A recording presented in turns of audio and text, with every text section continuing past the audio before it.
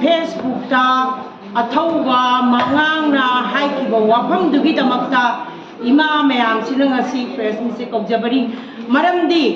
नहान साटगी संस्थान एनी ओइनिंगबो ओइसलुबा संस्थान अमो ओइगेरा सेसिदा एमसु अदु अदादे यामनाने थमोइदने खोगी ममा मयामसिगी थमोइदा चाकपो वा ngaktaनेबो मोइ ngasi तौरैबा थबकसे साटगी संस्थान मयामदुना अखोइना लकैकेन गाजरपा मतमदा लैतलाना थिबा इमा ngaktani ngasi कैकेन फमिबसिंगे इना खुंबा मंत्री मंडोंगी फिकाउदगी पुथोगा चलायगा फंबा मी अमता नते लाइरबा सुजनबा नोमगी सारा तालगा फंबा मी ओइ ngaktani हाइना हाइजनिगी मरमदी करिगिनो हाइबदा साटगी संस्थान मयामदुना अखोइना लापा मतमदा सीएम गी बंगलो ममांग अदगी गवर्नर गी ममांग तिलम्मीबा इसा इशू मयामगी खोलाव लाउरिबा खोलावदी अखोइगी सोथत पुकिनाको टेरोरिस्टसिंगसिना तौरईबा थबकसे सिदा यूनिफाइड कमांड से खोइगी ऑनरेबल सीएम दा पीबीयू मंगोदा सिनबियू हाइना तौबनेबा अखोइ इमा तौरिबा खोंजंगलोइ सिंगदुना इसा सिंगदुना लौगे हाइबा नथेबा मणिपुर इमा कन्नबई दमकता थोगलैबा इसा ngaktaनेबा खुदिमकसे अदुगी दमकता येंबा ngamdraba इसा मयामगी मौंग देइदा अखोइ ममा सिंसे कैथेन दगी प्रामन कैथेन दगी अखोइ प्राम इमा कैथेन जॉइंट कोऑर्डिनेटिंग कमिटी ngasi फंगजरिबा मिफमसे सिगी इमा सिंग मयाम अमदी इमा मयाम सि याबियंगनी पुनमकसे थोगा गवर्नर ममांगदा तौरिबा एडिटेशन दुगी मतुंगिना अखोइसे इसा सिंदो कदाइदे करी सोइदिगेदेगे ना सेनजबा ममा ngaktaने अदुगा अमुक्सु मोगी गवर्नर गी पुंग कुमरी गी मनुंगदा मदुगी ऑर्डर दो पीगनी हाइना हाइरकपदुदगी आंगांग सिंदो अहिंग लेकनी हाइब्रा करिनो खना सैनबा दिगी मोबोम मयाम तरोपदुदगी कैथेन द संगसन लागा इमा अखोइ ngasi दि हल्लरोय सोरोंग मयाइदा वगेरा अमदो आइगी युमदा चलक पैसा आइना कन्दना आइगी जाति मुन्नबा अखोइ सीमा मयाम सिंगदराबा अदुना अखोइ एनी तरोपा इसाव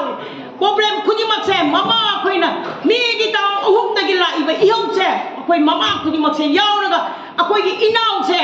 तोरबुंगदा कनोना इलेक्ट्रिक शॉक तौदना चिंगना वांथदना तादना मयाम से यावरगा कनाना पैसा पिगिगेबा सेजन मंगोंदा कनाना पैसा हाइदरगे कनाना पिरगे अदुगा यामना थमोइ सौना काय थबक खुदिमक थरोंग खुदिमक यावदना लाखबा अखोइ ममा सिंगसिदा कनोदगी कंगे कनो इमागी फोक्स की अदु कनोना सिनबा अदगी सीपीआई यारम अदु अदा मैम हाइबा कांग्रेसना पिरकबा पैसाना तौरगा सिनबनी कांग्रेसना पैसा पिरगा तौबनी का हाइबा वही वता कांग्रेस की प्रेसिडेंट मसामक हिंग अमदी कांग्रेस की हानगी एक्स सीएम दुना कथियन लोइना रमिसे अखोइ गराबा अनागनोबा अखोइ सिंजेम गाना मसक खंगब्राबा ओराबा सीएम हाना ओइबिरबा इबोबिना कांग्रेस की दुना अखोइ से मसक खंगब्राबा अखोइना पैसा क्या पिगिगेबा कनादा करी पिगिगेबा अदुगा सीजे कांग्रेसना तहनबनी खोरबनी का हाइबा याम अखोइना प्रॉब्लम अमा थोबा खुदिंगे तौरपदा थमोइसिदा नुंगाइतदा इमा मयामसे मागी थमोइदा फाउरग थोरखिबा न्यूबा अमता नते पैसानासु नेपा नते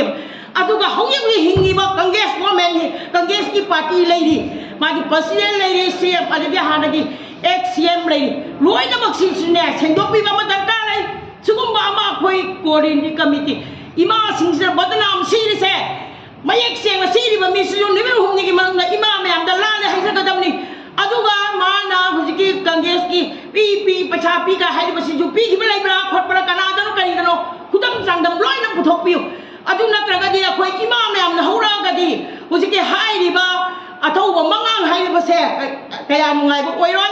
मरमदि अखोइ इमा सिंसे